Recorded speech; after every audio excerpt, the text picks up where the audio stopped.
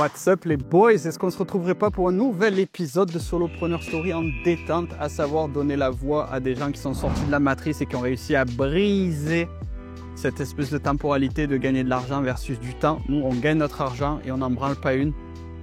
Comment tu vas? Salut, ça va.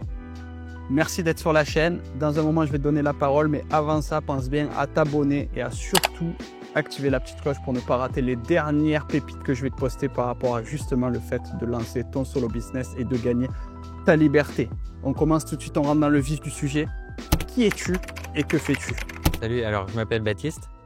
J'ai plusieurs business. Au début, j'ai commencé par la génération de prospects pour les artisans avec le référencement. Ok. En 2020, j'ai commencé.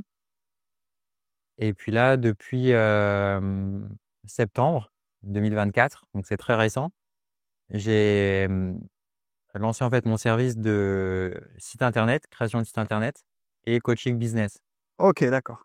Super. Donc, qu'est-ce que tu peux nous faire avant de nous parler justement de ce que tu fais exactement aujourd'hui, combien tu gagnes et combien tu y passes de temps? Parce que comme tu le sais aujourd'hui, c'est ça qui nous intéresse, nous, c'est de vraiment savoir en fait aujourd'hui combien les gens parviennent à travailler pour combien d'argent tu gagnes, parce que c'est ça qu'on essaie en fait de développer aujourd'hui sur cette chaîne, c'est de devenir solopreneur pour gagner sa liberté. C'est pas juste de travailler encore plus qu'un salarié.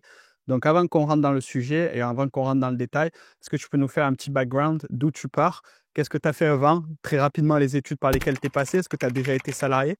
J'ai fait des études en école de commerce. Donc, ça m'a pas servi plus que ça pour créer mon business, parce que école de commerce, c'est c'est très dans le moule de l'ancien en fait. Ok. Donc, grande entreprise, etc. Tu apprends à être un salarié, mais tu n'apprends pas réellement à être un entrepreneur. Donc, j'ai fait mon stage de fin d'études dans une start-up. Donc là, ça m'a vraiment montré l'entrepreneuriat, ce que c'était. Donc, non, pas associé, j'étais donc stagiaire mais assistant du fondateur, Ok. vraiment à ses côtés tout le temps et c'était vraiment génial. Ok. J'ai vraiment énormément appris. Ok. Et ensuite, est-ce que tu as travaillé du coup en tant que salarié? Non, jamais. Tu n'as jamais Juste travaillé stagiaire pendant 6 mois. stagiaire et tu as directement t'as sauté les étapes de stagiaire à entrepreneur. C'est ça, voilà. D'accord, ok, super intéressant parce que moi, c'est un peu le trajet aussi que j'ai suivi, c'est-à-dire que moi, j'ai jamais vraiment été salarié, j'étais salarié à mi-temps pendant mes études, j'étais entraîneur de tennis, j'ai été cordeur de raquettes, etc. Mais j'ai jamais vraiment été salarié à temps plein. Et donc, j'ai vraiment passé ce cap. Moi, dès les études, en fait, j'avais compris que l'entrepreneuriat, c'était ma voie, que le salariat, c'était un scam tout de suite. Donc, j'ai pas eu cette phase de salariat into entrepreneuriat, mais ça peut être intéressant justement pour les étudiants qui nous regardent potentiellement. Et donc, par quelle phase tu es passé? Est-ce que tu peux nous parler un peu du coup de cette traversée du désert que tu as peut-être connue? Parce que tu es passé d'étudiant à entrepreneur, mais du coup, est-ce que tu as eu une phase où tu gagnais pas d'argent ou est-ce que tu as tout de suite réussi à trouver quelque chose qui gagnait? Donc, à la fin de mon stage, Ouais. donc j'étais auto-entrepreneur. Je voulais en fait être agent immobilier Ok. dans l'entreprise où je travaillais, Ok. donc dans l'immobilier. Et j'étais aussi, je travaillais comme freelance au marketing pour cette entreprise. Donc, mi-temps freelance marketing, mi-temps agent immobilier Ok. pendant quelques mois. Et en fait, je suis devenu agent immobilier à temps plein quelques jours avant le confinement pour le Covid. D'accord, ok. Donc, j'étais à Paris et du jour au lendemain, il ne s'est rien passé. Je suis allé chez mes parents pendant un mois. Ok. Et le 1er avril, j'ai décidé, et ce n'était pas une blague, je précise, d'acheter une formation sur le business que j'ai fait après. Ok. Donc, je me suis formé, j'ai investi 5 000 € dans cette formation qui était énorme pour moi à l'époque. Ok. Une formation qui était très adaptée pour le marché américain et ça m'a pris beaucoup de temps et beaucoup d'énergie à adapter à la France. C'était quoi le sujet exact de cette formation? C'était comment gagner de l'argent avec des sites internet et le référencement D'accord, donc grâce au pour SEO, en tu fait donnes trouver des l'affiliation. Ok. affiliations pour les artisans. Ok. Donc artisans type couvreur, maçon, Ok. rénovation, Alors que tu toi, tu vois. n'avais aucune J'avais aucune compétence dans ça. expérience. Ok. J'avais aucune expérience. Ouais, c'était vraiment tout nouveau pour moi. Ok. Et en fait, au bout de 2 ans à peu près, j'ai fait un burn-out. Ok. Que c'était très dur en fait pour moi, où je me mettais beaucoup de pression. En fait, je voulais vraiment réussir. En même temps, j'avais beaucoup de croyances limitantes Ok. sur le mindset, etc. Avec beaucoup de de soucis personnels, d'amour de moi-même ou d'estime de moi-même, Ok. etc. Et donc, je suis monté rapidement quand même à 7 000 € par mois. Ok. Donc, au bout de 2 ans, je pense, ou 1 an et demi, 2 ans. Ok. Donc, c'est très bien. Mais j'avais aussi cette peur de manquer d'argent. D'accord. Et donc, je gagnais très bien ma vie, mais je gardais jamais cet argent. Donc, Ok. j'ai très peu économisé. Même jusqu'à aujourd'hui, j'ai assez peu économisé par rapport à ce que j'ai gagné. Et donc, ouais, c'était très dur. J'étais seul, etc. T'as mis combien de temps à atteindre 0 à 1 000 euros? 1 000 € par mois de façon régulière, plus d'un an. Plus d'un an. Ok. Donc, tu as vraiment Ouais, connu quand même plus une d'un an. traversée du désert de 0 à 1 an. Évidemment, les caméras ont sauté parce qu'il faisait trop chaud. Sinon, c'est pas drôle. Donc, on continue en mon fort intérieur et on va pouvoir continuer ça tranquillement. Donc, on en était à la question qui nous intéresse tous, à savoir combien de pèses tu fais rentrer et pour combien d'heures de travail. Comme tu le sais aujourd'hui, je l'ai répété plusieurs fois, le but c'est de savoir s'il y a des gens qui parviennent à gagner un certain montant d'argent par rapport à leur temps qu'ils investissent. Donc voilà, aujourd'hui, tu en es où là? Aujourd'hui, Baptiste, donc tu as 28 ans. Où tu en es aujourd'hui? Combien d'argent tu génères? Alors, le premier business, c'est environ 8 000 € pour, donc c'est complètement passif, donc on va dire une heure par semaine. Et le deuxième business, c'est encore en lancement, donc on va dire dans les 2 500 € par mois pour, bon, on va dire un mi-temps, mais Ok. Parce que là, en ce encore moment, plus justement, donc tu as encore besoin de pousser, le deuxième. justement, voilà, de Ouais. pousser le deuxième business, donc tu passes beaucoup de temps. Mais tardons-nous un petit peu, si tu le veux bien, sur le premier, qui est donc un site, comme je vous l'ai expliqué, donc un site de SEO. Et donc, tu accompagnes, donc, enfin, tu aides les personnes qui sont en recherche de devis dans le bâtiment à connecter avec des personnes qui donc ont une offre dans le bâtiment. Donc, connecter finalement les recherches de chantier à ceux qui proposent des solutions de chantier. Et donc, combien tu travailles aujourd'hui sur ce business-là pour générer tes 8 000 € par mois? 1 heure par semaine. 1 heure par semaine. Ouais. Donc voilà, comme je te le disais précédemment, aujourd'hui, c'est Internet, c'est ça. Voilà, c'est résumé en une histoire, ça serait ça. Ça serait vraiment aujourd'hui la capacité que tu as de générer de l'argent décorrélé de ton temps. Et c'est pour ça que moi, ce que j'aime aujourd'hui, et la démarche que j'ai à travers ce projet global, mais également à travers cette thématique, à travers ce style de vidéo, donc de Solopreneur Story, c'est de pas seulement interviewer des gens qui gagnent des millions. C'est très sympa, des gens qui gagnent des millions, mais souvent, les gens n'arrivent pas à s'identifier parce que c'est trop loin. Et souvent, c'est pas forcément leurs objectifs. C'est-à-dire que forcément, tu as des gens qui veulent gagner des millions, tu en as d'autres, ils veulent juste être libres. Et donc, c'est super intéressant aujourd'hui de te donner la parole spécifiquement parce qu'aujourd'hui, tu n'es pas millionnaire, tu vois. Ça c'est pas péjoratif de le dire parce que moi, je considère que toi, aujourd'hui, tu es plus riche que 99% des gens de cette planète parce que tu as ton temps libre, tu vois. Et ça, pour moi, c'est incroyable. Et donc, justement, la question que j'aimerais te poser aujourd'hui, c'est qu'est-ce que tu poursuis, toi, en tant qu'entrepreneur, en tant qu'être humain? Qu'est-ce qu'on peut te souhaiter pour les 5 prochaines années? C'est quoi un peu ta vision que tu as du futur et de chercher justement? Est-ce que tu es dans cette recherche de croissance où tu me dis, ben, aujourd'hui, tu gagnes 8 000 à 10 000 € par mois. Est-ce que tu as forcément envie de gagner 20, 30? Ou est-ce que tu es plus dans la recherche de sens? C'est quoi un peu aujourd'hui ta vision et qu'est-ce que tu poursuis aujourd'hui, Baptiste, 28 ans, qui gagne 8 000 à 10 000 € en travaillant à mi-temps? Ce que je recherche, donc, c'est bien sûr la croissance, mais pas forcément, strictement financier, mais plutôt sur, on va dire la qualité de vie. Donc, voilà, sentir que je m'accomplis, sentir que j'ai de l'impact auprès de mes clients, que ma vision soit, diffusée au plus grand nombre, et cetera, et cetera. D'accord. Et puis continuer à créer des nouveaux projets, peut-être, un moment avec ma femme, voilà, pour pouvoir aller voyager aussi avec elle, et cetera. OK, donc c'est cool à entendre comme je le disais, qu'il y a pas forcément qu'une réponse à cette question. Très souvent, on va dire aux entrepreneurs: Qu'est-ce qu'on te souhaite dans les 5 prochaines années?» Faire de l'argent, tu vois? Faire fois 10, faire fois 5 sur mon CA. Comme, je le disais, il y a récemment, j'ai eu donc Enzo Honoré qui est passé sur cette chaîne, donc dans ce format-là et pour lui, ça a cette réponse de: «Qu'est-ce qu'on te souhaite dans 5 ans?» 10 millions d'euros. Voilà, lui, il fait 6 millions annuels en e-commerce, il veut faire 10 millions et forcément, on a vachement tendance à relier ses objectifs à l'argent. Et moi, j'aime bien aussi donner la parole à des gens qui n'ont pas forcément cet objectif d'argent, dans lequel on peut se reconnaître aussi simplement dans le sens qu'on donne à ce qu'on fait, dans la contribution, dans finalement l'envie qu'on a de partager aussi son savoir, ses idées. Moi, je sais que c'est quelque chose que je partage avec toi, c'est pas pour rien qu'on s'entend bien, c'est qu'on n'a pas forcément cette vision de vouloir devenir milliardaire Parce qu'à un moment donné, on a compris que la croissance infinie n'a aucun sens, en tout cas la croissance financière, la croissance infinie en tant qu'être humain, spirituel, etc., bien sûr, mais la croissance infinie en tant qu'individu matériel, ça n'a aucun sens, en fait. À un moment donné, me dire, oui, moi, dans 5 ans, je souhaite que je voyage en business class et d'avoir, là, aujourd'hui, on a une villa de 150 mètres carrés en Thaïlande, ben, j'ai envie d'en avoir une de 300. À quoi bon? Sérieux. Tu vois, pour gagner quelques mètres carrés dans ton bureau et un peu plus de confort pour les jambes quand tu es dans un avion, c'est vrai. À quoi bon, tu vois, travailler plus? Donc toi, aujourd'hui, tu n'as pas forcément cette envie de surcharger ton calendrier juste pour faire x2, x3 sur les 5 prochaines années. Non, non, non. Non, non, moi, le sens, je le trouve ailleurs. Ouais. Mmh. Toi, tu le trouves vraiment dans cet aspect de contribution. Ouais, déjà de m'accomplir moi-même, de sentir que ce que je fais et comment j'investis mon temps et mon énergie, que vraiment ça compte, pour moi. Et après, voilà, mes revenus, enfin, comme je disais à Clément, mon loyer, ce sera 200 € par mois. Ouais, Donc après, la nourriture en Thaïlande, c'est vraiment pas cher, donc 8 000 € par mois, c'est largement suffisant. ouais.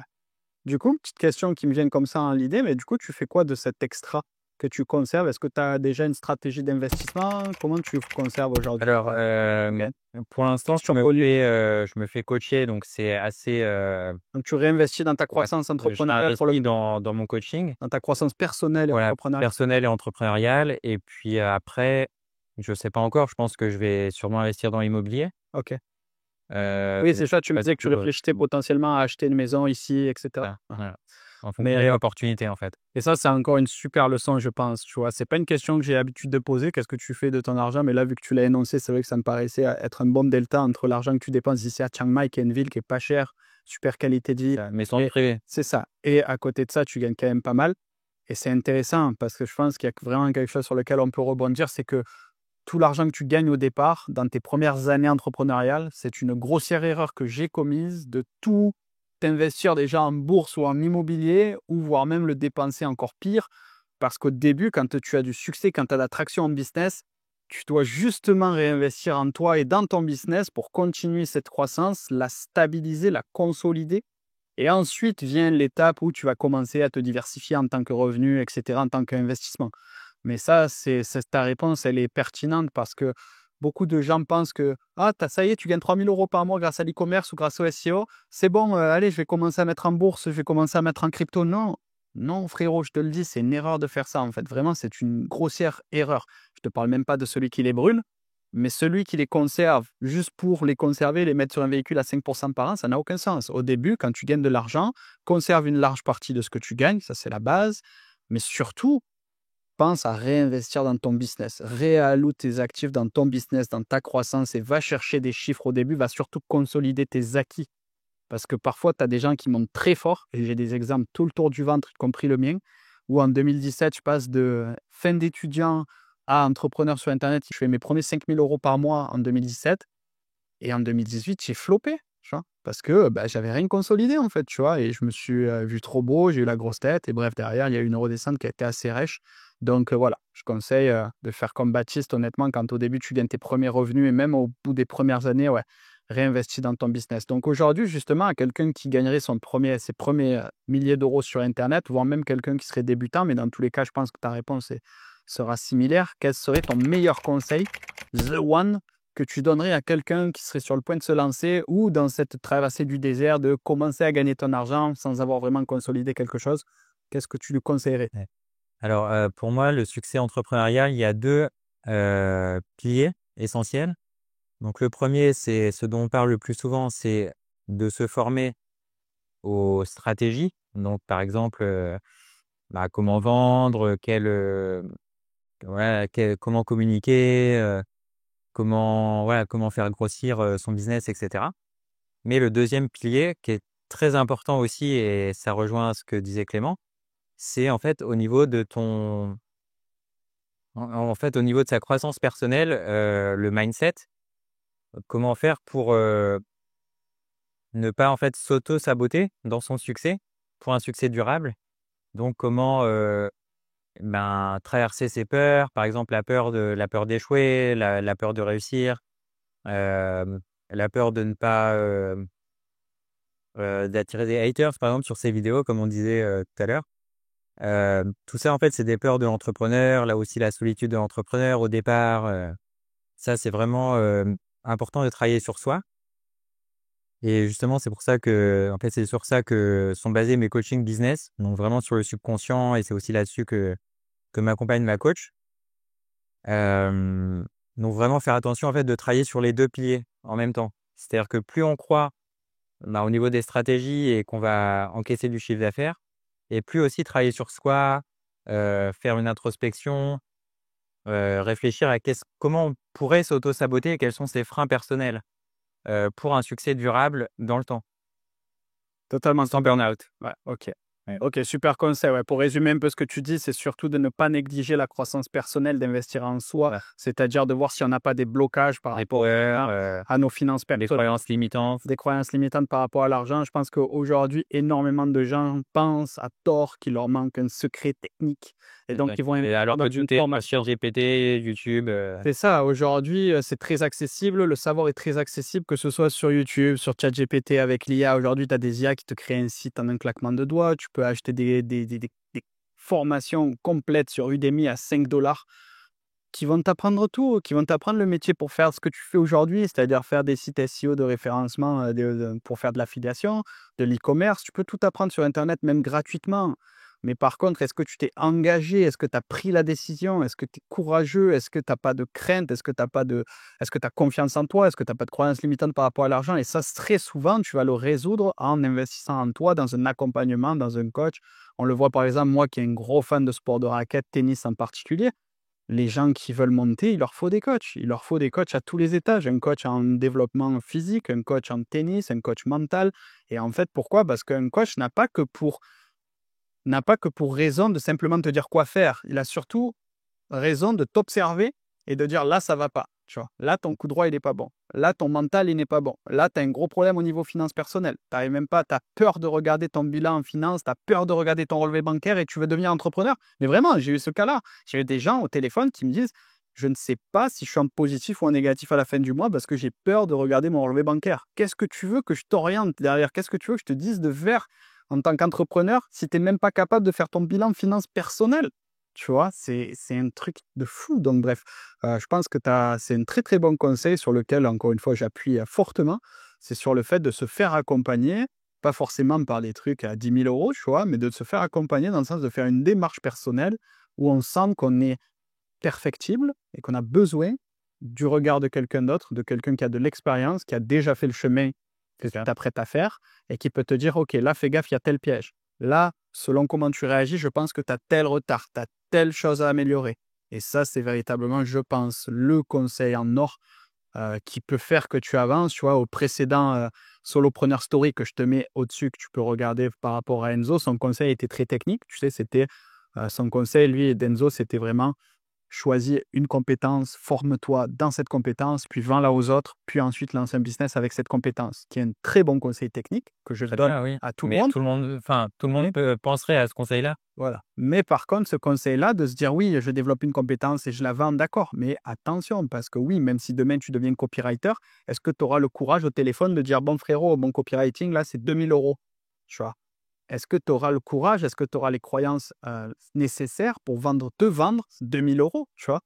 Donc ouais, très, très Parce bon que le conseil. copywriting pour les autres, c'est facile, mais le faire pour soi, après, c'est aussi plus difficile. Si tu n'as pas la confiance en soi, Eh oui, la légitimité, toutes les ça, croyances que limitantes, derrière, tu n'as etc. plus quelqu'un qui te paye, que c'est le marché qui doit te juger. Donc ouais, très, très bon conseil. Ça fait un peu cliché développement personnel, mais les clichés ne sont pas là pour rien. En fait, un cliché est né dans une vérité. Tu vois, moi, je le dis. Genre, en Thaïlande, on dit qu'il y a beaucoup de ladyboys. C'est un cliché. Il y a beaucoup de ladyboys en Thaïlande. C'est tout. Tu vois, c'est quelque chose qui est vrai. Et en fait, le nier, c'est refuser la réalité. Après, oui, on fait des blagues, mais ça reste la réalité. Donc, voilà, un cliché de développement personnel, de dire que tu dois investir en développement personnel pour être un entrepreneur à succès, c'est cliché, mais c'est vrai. C'est tout. Parce que les gens qui ont un retard à ce niveau-là, qui ne croient pas en eux, qui n'ont pas confiance en eux, qui ont des croyances limitantes par rapport à leur famille, leur enfance, l'argent, tu vas nulle part. Voilà, demain, je peux te filer une formation à 5 000 € technique qui t'apprendra le SEO pour faire comme Baptiste, qui t'apprendra l'e-commerce pour faire comme Yomi Denzel. T'en feras rien. T'en feras rien parce que tu n'as pas passer le cap. Merci à toi Baptiste pour cette Merci, super interview. En 2 temps, on aurait été un peu au lac, un peu chez moi, mais voilà, c'est un peu les aléas du métier de vidéaste de haut niveau. Où c'est qu'on peut rediriger du coup les millions de vues que cette vidéo va réaliser?